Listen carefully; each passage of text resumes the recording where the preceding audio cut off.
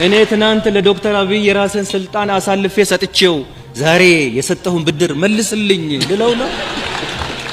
ለማ መገርሳ እንደ ቀልድ የለቀቁት ስልጣን ዛሬ ለህይወታቸውም ጭምር አደጋ የሚያመጣ ስጋት ደቅኗል። ወንበርን ለቀው የንግስና ህልማቸውን ያሳኩላቸው ጠቅላይ ሚኒስትር እያሳደዷቸው ነው። የፈረንጆቹ 2023 የመጨረሻ ወራት ላይ አቶ ሲሳይ ቶላ የሚመሩት የደህንነት መስሪያ ቤቱ ኃላፊዎች ወደ ጣሊያን ሮም በረሩ። ከካዛንቺሱ ቢሮ ተነስተው የተጓዙትን የደህንነት ኃላፊዎች በጣሊያን አፍ አጀንዚያ ኢንፎርማዚዮኒ ስኩሬዛ ኢስተሪና ተብሎ የሚጠራውና በፒያሳ ዳንቴ 25 አደባባይ አጠገብ የሚገኘው የአገሪቱ የደህንነት መስሪያ ቤት ተቀበላቸው። ያቀረቡት ጥያቄ አንድ ለማ መገርሳ የሚባል ሽብርተኛ በአገራችሁ ይኖራልና አስረን እንወስደው ዘንድ ተባበሩን የሚል ነበር። ሆኖም የጣሊያኑ የደህንነት መስሪያ ቤት ከአዲስ አበባ ለመጡት ኃላፊዎች አዎንታዊ ምላሽ ለመስጠት አልወደደም። አንዳች ሰበብ ፈጥሮ ቢሮክራሲያዊ መልክ ሰጥቶ ጥያቄያቸውን ውድቅ አደረገው። የአዲስ አበባው ጠቅላይ ሚኒስትርም ከጥቂት ዓመታት በፊት ምስጢረኛዬና አለቃዬ ሲሏቸው የነበሩትን ለማ መገርሳን በሚስጥር ኢትዮጵያን ሲያሸብር ያዝኩት ብለው ሰበር ዜና ሊያስነግሩባቸው ያሰፈሰፉበት የለውጥ መሪው ለማ ባሉበት አንደበታቸው የጥፋት ደቀ መዝሙሩ የመደመር ጸሩ ለማ የሚል ዶክመንተሪ ሊያሰናዱ የተዘጋጁበት እቅድ ከሸፈ። ምንም የማይሳነው ንስሩ የኢትዮጵያ ደህንነት መስሪያ ቤት በጣሊያን ሮም ተቀምጦ ኢትዮጵያን ሲያተራምስ የነበረውን ለማ መገርሳን አንጠልጥሎ አመጣው ብሎ የብልጽግናው ምዕመን ሊሰብክ የነበረበት የመጀመሪያው ዙር ሙከራ ከሸፈ። ሆኖም ቤተ መንግስቱ ተስፋ አልቆረጠም። በ2024 የመጀመሪያ ወራት ደግሞ ፖሊዚያ ዲ ስታቶ ጥያቄ ቀረበለት። ፖሊዚያ ዲ ስታቶ የጣሊያን ስቴት ፖሊስ ሲሆን እንደ ኢትዮጵያው ፌዴራል ፖሊስ ያለ ተቋም ነው። ወደዚህ ተቋም የተላኩት አቶ ደመላሽ ገብረ ሚካኤል ናቸው። እሳቸውም ያንኑ ጥያቄ ደገሙ። ለማ መገርሳ የተሰኘ ሽብርተኛ ድርጅት መሪ በዚህ በእናንተ ሀገር ይኖራልና አስራችሁ ስጡን አሉ። እንዲያም ሆኖ አልቀናቸውም። ብልጽግናዎች በተለይም ከኦሮሞ ነጻነት ሰራዊት ጋር በታንዛኒያ ድርድር አድርገው ከከሸፈ በኋላ ለማ መገርሳ ነው ይህንን ድርድር ያበላሸው እያሉ ማውራት አብዝተው ነበር።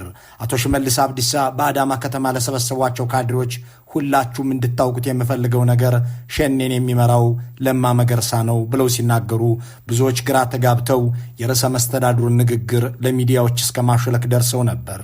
አሁንስ በዛ በሚል ስሜት የመከላከያው ጠቅላይ ኤታማዦር ሹም ፊልድ ማርሻል ብርሃኑ ጁላ ወደ ሮም የተጓዙት ሶስተኛ ሙከራ ለማድረግ ነበር። እሳቸውም ተናገሩ። የእኔ ሰራዊት በየቀኑ የሚፋለመው እዚህ እናንተ ጋር የተደበቀ ለማ መገርሳ የተባለ ግለሰብ የሚመራውን የሽብር ቡድን ነው። እናም አሳልፋችሁ እንድትሰጡን እንፈልጋለን አሉ። ከዚህ በኋላ ነው እንግዲህ የጣሊያን የውጭ ጉዳይ ሚኒስቴር አቶ ለማ መገርሳን ጠርቶ ወደ ማነጋገር የገባው። አቶ ለማን ለማነጋገር ጥሪ ያቀረቡት ደግሞ ኢትዮጵያን የሚያውቁት በአዲስ አበባም ዓመታትን የቆዩ የአገሪቱም ሁኔታ በመጠኑ የሚገባቸው ጉሴፔ ሚስትሬታ ናቸው። በቀደመው ጊዜ በኢትዮጵያ የጣሊያን አምባሳደር የነበሩት በአሁኑ ወቅት ደግሞ በአገሪቱ ውጭ ጉዳይ ቢሮ ውስጥ የአፍሪካ ጉዳዮች ኃላፊ የሆኑት ጉሴፔም አቶ ለማ መገርሳን በማስመልከት ከአዲስ አበባ እየመጣ ያለውን ተከታታይ ጥያቄ አስረዷቸው። በመጨረሻም አንተ የተባበሩት መንግስታት ሰራተኛ ነህ፣ እንዳንተ አይነት ሰራተኞችን አሳልፈን እንድንሰጥ የሚያስገድደን ሕግ የለም፣ አሳልፈን አንሰጥህም። ነገር ግን በእያንዳንዱ እንቅስቃሴህ የአንተን ደህንነት መጠበቅ አንችልምና ራስህን ጠብቅ አሏቸው። የአምባሳደር ጉሴፔ ሚስትሬታ መልእክት ይህ ነበር። ከዚህ በኋላ የብልጽግናው መንግስት ማድረግ የመረጠው በደንቢቱ አምቢሳ ቢሮ ስር መኪናና መሰል አቅርቦት በተሟላላቸው የደህንነት ሰዎች አቶ ለማ መገርሳን መከታተል ነው። ነገሩ አሁንም የተቋጨ አይመስልም። ጥያቄው ግን መሰረታዊ ነው። አሁን ካሉት የብልጽግና ባለስልጣናት ሁሉ ለአብይ አህመድ ከለማ መገርሳ በላይ ምን ውለታ ሊውሉ ይችላሉ? አሁን ያሉት የአገዛዙ ሹማምንት በሙሉ ተደምረው የሚሰሩት ስራ ለአብይ ያለው ዋጋ ለማ መገርሳ ካደረጉላቸው ይበልጣልን? ለመሆኑ ለለማ ያልሆኑ አብይ ለጌዲዮን ጢሞቴዎስ ወይም ለአገኘሁ ተሻገር፣ ለተመስገን ጥሩነህ ወይም ለሽመልስ አብዲሳ ሊሆኑ ይችላሉ ወይ? ለማን የሚያሳድዱት አብይ ለዳንኤል ክብረት የሚመለሱበት ምክንያት አላቸው ወይ? እንደ ለማ ወንበር ከመልቀቅና እንደ ዳንኤል ክብረት ከማለቅለቅ የትኛው ከባድ ነገር ነው? በለማ ላይ የጨከኑ ለማን ለመያዝ ኤታማዦር ሹሙንም ፖሊስ ኮሚሽነሩንም ያሰማሩት አብይ ነገስ ለእኔ ይመለሳሉ ወይ ብሎ የሚጠይቅ የብልጽግና ሰው እንዴት ጠፋ? እነዚህ መሰረታዊ ጥያቄዎች ናቸው። በእርግጥ ጠቅላይ ሚኒስትር አብይም ለብልጽግና ባለስልጣናት እቅጩን ነግረዋቸዋል። የፓርቲው ስራ አስፈጻሚ አባላት በተሰባሰቡበት አዳራሽ ውስጥ የአማራ ክልሉን ፕሬዚዳንት አረጋ ከበደን እማኝ አድርገው ለማኝ አደርግሃለሁ ብለዋቸዋል። እንዴት የሚለውን ከመመልከታችን በፊት ለመሆኑ ለማና አብይ እዚህ ያዳረሳቸው ምክንያት ምንድን ነው? ለማ መገርሳን ለቁም እስር የዳረጋቸው ጄኔራል የትኛው ነው? ጄኔራሉ እሳቸውን ከማሰሩ በፊት ጠቅላይ ሚኒስትር አብይ አህመድ በአንድ ማለዳ ተነስተው በአቶ ለማ መገርሳ ቤት የተገኙትና በመኪና አሳፍረው የወሰዷቸው ለምንና ወዴት ነበር? ለመሆኑ ለማ ከሀገር እንዲወጡ የተደረገበትን ሁነት የመሩት የውጭ ሀገር አምባሳደር የየት ሀገር ተወካይ ነበሩ? አሁን ያሉበትን ኃላፊነት አግኝተው ከኢትዮጵያ ከመውጣታቸው በፊት የነበረው የእስር ክራሞታቸው እንዴት ያለ ነበር? የሚሉትንና እስከ ዛሬ ያልተሰሙትን መረጃዎች ለመጀመሪያ ጊዜ ዛሬ በዝርዝር እናቅርባቸው። አንድና አንድ ጓደኛሞች ወንድማማቾች ሆነን ነው እየሰራን ያለን። ምናልባት እኔና ዶክተር አብይን የሚለየን ቢኖር ምንም ነገር የለም ከሞት በስተቀር። አቶ ለማ መገርሳ የኔና የአብይ ፍቅር እስከ መቃብር ነው ቢሉም አብይ ግን አንተው ወደ መቃብር ትሄዳለህ እንጂ እኔ ንጉሱም አልሞትም ያሉ ይመስላሉ። ለዚያም ነው አቶ ለማ መገርሳ ሚያዝያ 10 2011 ዓ.ም በመኖሪያ ቤታቸው የተፈጸመውን በማስታወስ ይገለኝ ነበር ሲሉ የሚናገሩት። ነገሩን በዝርዝር ለመመልከት በዚያች ዕለት የሆነውን እናስታውስ። በዚያ ሰሞን ቲም ለማ እየተባለ ይነገርለት የነበረውን የኦሮማራ የጥፋት ስብስብ እንደሚመሩ ይነገርላቸው የነበሩት አቶ ለማ መገርሳ ሚያዝያ 9 ለሚያዝያ 10 ሌሊት ከኦሮሚያ ክልል ፕሬዝዳንትነት ተነስተው በምትካቸው ሽመልስ አብዲሳ መሾማቸው ተሰማ። ለማም በውሳኔው አዝነው ጤናቸው ታውኮ አደሩ። በማግስቱ ማለዳም ታምም ያለሁ ብለው ተኙ። ሁለት ስብሰባዎች ግን በአዲስ አበባና በአዳማ እየተካሄዱ ናቸው። የአዳማው ስብሰባ የጨፌው ሲሆን አቶ ሽመልስ አብዲሳን አስምሎ በለማ ይተካል። የአዲስ አበባው ስብሰባ ደግሞ የፓርላማው ነው። ፓርላማው ከያዛቸው አጀንዳዎች መካከል ለማ መገርሳን የመከላከያ ሚኒስትር አድርጎ መሾም የሚለው አንዱ ነው። ይህንንም የመደመር ምዕመናን ገና ከማለዳው የኦሮማራ የፌስቡክ መንጋ አስቀድሞ አሰራጭቶታል። ሆኖም ለማ መገርሳ ታምም ያለሁ ብለው ወደ ፓርላማ እንደማይሄዱ ታወቀ። በዚህ ጊዜ ነበር ጠቅላይ ሚኒስትሩ መኪናቸውን አስነስተው ቦሌ ማተሚያ ፊት ለፊት ከፓርላማ አባላት አፓርታማ ጀርባ ወደሚገኘው የአቶ ለማ መገርሳ መኖሪያ ቤት የነዱት። በዚያ ሲደርሱም ለማ ተኝተዋል። አብይ ግን አይናቸው በቁጣ ፈጧል። ፊታቸው ማዲያታቸው እስኪታይ ድረስ ብስጭታቸውን መደበቅ አልቻለም። ሆኖም አፋቸው በልስላሴ ይናገራል። ፓርላማው እኮ አፉን ከፍቶ እየጠበቀህ ነው፣ ተነስና ቅበረኝ፣ አንተ ካልተገኘህና ቃለ መሐላ ካልፈጸምክ ችግር ውስጥ መውደቃችን ነው እያሉ የለማን ልብስና ጫማ ከቁም ሳጥን ማውጣት ጀመሩ። በቤት ውስጥ የነበሩት የለማ መገርሳ ረዳቶችና ጠባቂዎች ግራ እስኪጋቡ ድረስም ጠቅላይ ሚኒስትሩ ሙሉ ሱፍና ጫማ ከቁም ሳጥን አውጥተው ለብሰህ ተነስ በማለት የተማጽኑም በጥቂቱ ደግሞ የቁጣ ቃና ያለው ቃል አወጡ። ያለ ፈቃዳቸውና ምክራቸው ሳይጠየቅ ከኦሮሚያ ክልል መነሳታቸው ያበሳጫቸው ለማ የጠቅላይ ሚኒስትሩን ሁኔታ ሲመለከቱ አሞኛል የሚለውን ሰበባቸውን ሊገፉበት አልወደዱም። አብይ ያቀረቡላቸውን ልብስ ለብሰው በጠቅላይ ሚኒስትሩ ሹፌርነት በሚሽከረከረው መኪና ፓርላማ ድረስ ሄደው የመከላከያ ሚኒስትር ለመሆን ታምኜ እሰራለሁ ሲሉ ቃለ መሐላ ፈጸሙ። አቶ ለማ በዚያች ሚያዝያ 10 2011 ዓ.ም ከፍላጎታቸው ውጭ የፈጸሙትን ድርጊት ሲያስታውሱ በዚያን ዕለት ያንን ባላደርግ ወዲያውኑ ይገድለኝ ነበር ሲሉ ለቅርብ ወዳጆቻቸው ይናገራሉ። ህዳር 21 2011 እኔና አብይን ሞት ነው የሚለየን ሲሉ የነበሩት ለማ ባጎረስኩ እጄን ተነከስኩ ይሉትን ብሂል በሚያስታውስ መልኩ ከመሞት መሰንበት ብለው በፍርሃትና በግዳጅ ተወስደው ቃለ መሐላ ፈጸሙና ሚኒስትር ሆኑ። ሆኖም በዚያ መስሪያ ቤት ውስጥ የረባ ስራ የሚሰሩ ሆነው አልተገኙም። ይልቁንም በሳቸው ከኦሮሚያ ክልል መነሳት የተበሳጩ የኦሮሞ ፖለቲከኞችን በቤታቸውም በቢሮአቸውም በማነጋገር የቁዘማ ጊዜያቸውን መግፋት ቀጠሉ። ከጠቅላይ ሚኒስትሩ ጋር በካቢኔ ስብሰባ ካልሆነ በቀር የሚገናኙበት አጋጣሚ እየጠፋ ሄደ። ቤተ መንግሥት ያስገቧቸው ሰው ቤተ መንግሥቱን ዘጉባቸው። ለማ በገዛ ዳቦዬ ልብ ልቡን አጣሁት ብለው በመከላከያ ሚኒስትር ውስጥ በሚያሳልፉበት በዚያ ሰሞን ከጠቅላይ ሚኒስትሩ ጋር ጸብ ውስጥ መሆናቸው ግን ይዘገብ ነበር። ሆኖም በኦህዴድ ካድሬዎች ዘንድ ከአብይ በተሻለ ክብር አላቸው የሚባልላቸው ለማን ስልጣን ሰጥተው ለጠቅላይ ሚኒስትር ያበቋቸውን ለማን አብይ በደሏቸው የሚለው ዜና ኪሳራ እንዳለው ያስተዋሉት ጠቅላይ ሚኒስትሩ አንድ ድራማ ሰሩ። በመሃላችን ጸብ የለም፣ አሁንም ፍቅር በፍቅር ነን ለማለት ኖቤል ስለተሸለሙ እኛ የምንሸልመዎት ብሎ ሰላም ሚኒስቴር ባዘጋጀላቸው ድግስ ላይ የተጠለቀላቸውን ወርቅ ለለማ እንዲሸልመው ፍቀዱልኝ በማለት ሸዋዚንገርን በሚያስንቅ የትወና ብቃት ድራማውን ሰሩት። ይሄኛው ትዕይንት የቀረበው ደግሞ ጥቅምት 10 2012 ነበር።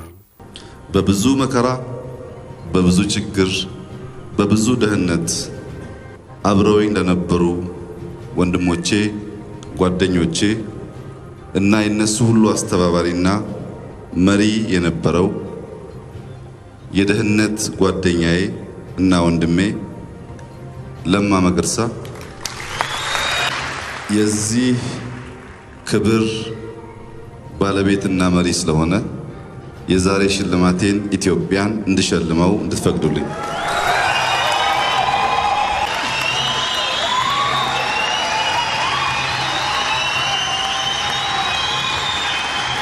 በእርግጥም ይህም ድራማ ነበር። ከዚህ መድረክ አንድ ወር በኋላ ኢህአዴግን የማፍረስ ዘመቻ በጠቅላይ ሚኒስትሩ ከበሮና በአዴፓ ዳንኪረኞች እስክስታ ይወረድለት ጀመር። በዚህ ጊዜ አቶ ለማ መገርሳ በሚዲያ ወጥተው መደመር የሚባል ፖለቲካ አላውቅም፣ የኢህአዴግን መፍረስ አልደግፍም፣ ይህንን ብናገርም የሚሰማኝ አጥቻለሁ አሉ። ይህንን ንግግር ከተናገሩ በኋላ ለሥራ ጉዳይ ከአገር ለመውጣት ወደ ቦሌ ኤርፖርት ሲያመሩ ምንም እንኳን የመከላከያ ሚኒስትር ቢሆኑም በቪአይፒ ሳሎን አትወጣም ተብለው ተከለከሉ። እሳቸውም እንደ ተርታው ሰው ተሰልፈውና ተፈትሸው ወደ አሜሪካ ተጓዙና ሲመለሱም በወጡበት መንገድ እንዲገቡ ተደረገ። ነገሩ እንዳበቃለትና እንደለየለት የታወቀ ቢሆንም አቶ ለማ መገርሳ ከቢሮ አልቀሩም። አንድ ምሽት ግን ዳግመኛ ቢሮ መግባት እንዳያስቡ ብቻ ሳይሆን ከተማ ውስጥም እንዳይታዩ የሚያሳስብ መመሪያ ቤታቸው ድረስ መጣ። እንደ ሁልጊዜው በኩርፊያ የሚሰሩትን የመከላከያ ስራቸውን ሲያከናውኑ ውለው ወደ ቤታቸው ከተመለሱ በኋላ በወቅቱ የጦር ኤታማዦር ሹም የነበሩት ጀነራል አደም መሐመድ ወደ መኖሪያ ቤታቸው መጥተው ከዚህች ምሽትና ቀን ጀምሮ ከቤት እንዳትወጣ፣ ብትወጣ በሕይወትህ ላይ ለሚደርሰው አደጋ ኃላፊነት የሚወስድ የለም አሏቸው። ይህንን ያደረገው ማን ነው ብለው የጠየቁት አቶ ለማም አብይ አዞኝ ነው የሚል ምላሽ ተሰጣቸው። የመከላከያ ሚኒስትሩ የቁም እስረኛ መሆናቸው በመከላከያ ኤታማዦር ሹም ተነገራቸው። ስልካቸው ተቆረጠ። በእሳቸው ቤት የሚገባውና የሚወጣው ሰው ተመጠነ። የተለያዩ ፓስተሮችና ሽማግሌዎች ጠቅላይ ሚኒስትሩንና የቁም እስረኛውን ለማሸማገል ደከሙ። ሁኔታው ከዚህ አልፎ በዲፕሎማሲው ማህበረሰብ ዘንድ ተሰማ። ከእነዚህ ሰዎች መካከል የጠቅላይ ሚኒስትሩና የአቶ ለማ ወዳጆች የሆኑት አሜሪካውያን ፖለቲከኞችና ኢቫንጀሊካል ይገኙበታል። አቶ ለማ መገርሳ የቦርድ አባል የሆኑበትና የዓለም ጴንጤቆስጤ ተቋማት የተሰባሰቡበት የአሴምብሊ ኦፍ ጋድ ድርጅት አመራሮች መካከል አንዱ የነበሩት የአሜሪካው ሴናተር ኢንሆፍና የቅርብ ወዳጃቸው ዴቪድ ቢስሌይ ጠቅላይ ሚኒስትሩን አማከሩ። የፈጣሪን ስም ጠርተው ለማሸማገል ሞከሩ። ጸብ አታክርሩ አሉ። በዚህ መሃል በአሜሪካ ኤምባሲ ውስጥ የሚሰሩ አንድ ከፍተኛ ዲፕሎማት ወደ አቶ ለማ መኖሪያ ቤት ሄዱ። እኒያ የለውጥ አባት የሚባልላቸው የቲም ለማ አለቃ ልክ እንደ እስረኛ ጸጉራቸው አድጎ ተጎሳቁለው ተገኙ። ከዚህ በኋላ የአሜሪካውያኑ ኢቫንጀሊካል ፖለቲከኞች ጣልቃ ገብነት በረታ። አቶ ለማ ወደ የዓለም ምግብ ፕሮግራም እንዲሄዱ፣ ለዚህም የድርጅቱ ዋና ዳይሬክተር ዴቪድ ቢስሌ ኃላፊነት እንዲወስዱ፣ አብይም ይህንን እንዲፈቅዱ ተጠየቀ። ጠቅላይ ሚኒስትሩ ቅድመ ሁኔታ አስቀመጡ። ለማ ከአገር ወጥቶ ፖለቲካ እንዳይሰራና እንዳይናገር ይደረግልኝ አሉ። ቀድሞ ነገር የተባበሩት መንግስታት ሰራተኛ ሆኖ እንዲህ ማድረግ እንደማይቻል ተነገራቸው። ማረጋገጫም ሆነላቸው። ለማ መገርሳም ከወራት እስራት ተፈተው በጣሊያን ሮም በሚገኘው የዓለም ምግብ ፕሮግራም ውስጥ የአንዱ ኃላፊ አማካሪ ሆነው ኢትዮጵያን ለቀው ለመውጣት በ2012 ዓ.ም መጨረሻ ወራት ቦሌ ኤርፖርት ተገኙ። ሆኖም የጠቅላይ ሚኒስትሩ ታማኞች ከአገር አትወጣም ብለው ግርግር ፈጠሩ። ሁኔታው ሴናተር ኢንሆፍ ጋር ደረሰ። ለማ ተፈቅዶላቸው ከአዲስ አበባ ወጡ። ከዚያን ጊዜ ወዲህም አልተመለሱም። አብይ ግን አስረው በቦሌ ሊያመጧቸው፣ ካቴና በእጃቸው ላይ አጥልቀው በቴሌቪዥን ሊያሳዩአቸው ዛሬም እየጣሩ ነው። ዛሬ እኛ እድል ስላገኘን እድል ስለጣለብን ቺን አገር መሰብሰብ ነው እንጂ አፍርሰን መሄድ፣ አፍርሰን ቆሻሻ ነገር ሰርተን ቆሻሻ ታሪክ ጥለን ማለፍ አንፈልግም። እኔም ባልደረቦቼ የቀድሞው የኦህዴድ ሊቀመንበር፣ የቀድሞው የኦሮሚያ ርዕሰ መስተዳድር፣ የቀድሞው የኢትዮጵያ መከላከያ ሚኒስትር ለማ መገርሳ ኢትዮጵያ የኔ ውለታ አለባት ቢሉም ለኢትዮጵያ ያበረከቱላት ግን አብይ አህመድን እንጂ ሌላ አይደለም። ዛሬ ወንበር ለቀው ምራን ባሏቸው ጠቅላይ ሚኒስትርነትን ከኔ ውሰደው ብለው በለቀቁላቸው አብይ እየተሳደዱ ናቸው። በድጋሚ የሚነሳው ጥያቄ አንድ የብልጽግና ሰው ከለማ በላይ ለአብይ ውለታ ሊውል ይችላሉ የሚለው ነው። ለለማ ያልሆኑ አብይ ለማን ሊሆኑ ይችላሉ? የልጅነት ህልም የንግስና ነው የሚሉትን ምኞት ላሳኩላቸው ለማ መገርሳ እንዲህ ባለ መልኩ ግዳይ ጥዬ ካላየሁ የሚሉት አብይ ለብርሃኑ ጁላና አበባው ታደሰ፣ ደመላሽ ገብረ ሚካኤልና ሬድዋን ሁሴን ሊጠቅሙ ይችላሉ ወይ የሚለው ነው። በእርግጥም ለማንም እንደማይመለሱ ጠቅላይ ሚኒስትሩ አረጋ ከበደን ማሳያ በማድረግ ተናግረዋል። አንድ የኦህዴድ ብልጽግና ስራ አስፈጻሚ አባል ለኢትዮ ፎረም ያጋራውን መረጃ እዚህ ጋር እንጥቀሰው። ባሳለፍነው ታህሳስ 15 በተካሄደው የብልጽግና ስራ አስፈጻሚ ስብሰባ ላይ የአማራ ክልል ርዕሰ መስተዳድሩ እጃቸውን አውጥተው ተናገሩ። እኔ አቅቶኛል፣ የክልሉን ቀውስ ለማስተዳደር አልቻልኩም ብለው ተናገሩ። በዚህ ጊዜ ጠቅላይ ሚኒስትሩ በብስጭት መለሱ። ከዚህ በፊት እንደምታውቀው ለስም የሚከብዱ የሚከበሩ የክልል ፕሬዝዳንቶች ነበሩ። ዛሬ ግን ለማኞች ናቸው። እኔን ይለምናሉ፣ መድበኝ፣ ስራ ፈልግልኝ እያሉም ይለምናሉ። ያንተ ከነሱም ይብሳል። አልሰራም የምትል ከሆነ ለማኝ አደርግሃለሁ ብለው የአገሪቱ ከፍተኛ ባለስልጣናት በተገኙበት አዳራሽ ውስጥ ኩምሽሽ አድርገው ዘለፏቸው። በእርግጥም አረጋ ከበደ ከለማ የላቀ ውለታ ሊውሉላቸውም ሊያገለግሉላቸውም አይችሉም። ውሻ አድርገው ለማኝ ቢያደርጓቸውም የማይጠበቅ አይደለም። አንድ የሚሰማ ጆሮ የሚያገናዝብ አእምሮ ያለው የብልጽግና ሹም ካለ ግን ለራሱ የሚያነሳው ጥያቄ ይህ ነው። ለመሆኑ እኔ ከለማ የላቀ አበርክቶ ለአብይ አህመድ ሊኖረኝ ይችላልን? ለማነክሰው የያዙት አለቃዬ እኔን ዘልዝለው ላለመብላታቸው ምን ዋስትና አለኝ? ዛሬ ለብልጽግና ጉባኤ ሽር ጉድ የምንለው እኛ የብልጽግና ባለስልጣናት ለመሆኑ ከለማ መገርሳ በላይ ለአብይ የምንሰጠው ግልጋሎት አለ የሚለው ጥያቄ በእያንዳንዱ ጆሮ ውስጥ የሚቀር ነው። መልካሙን ሁሉ በመመኘት በዚሁ እንሰናበታለን።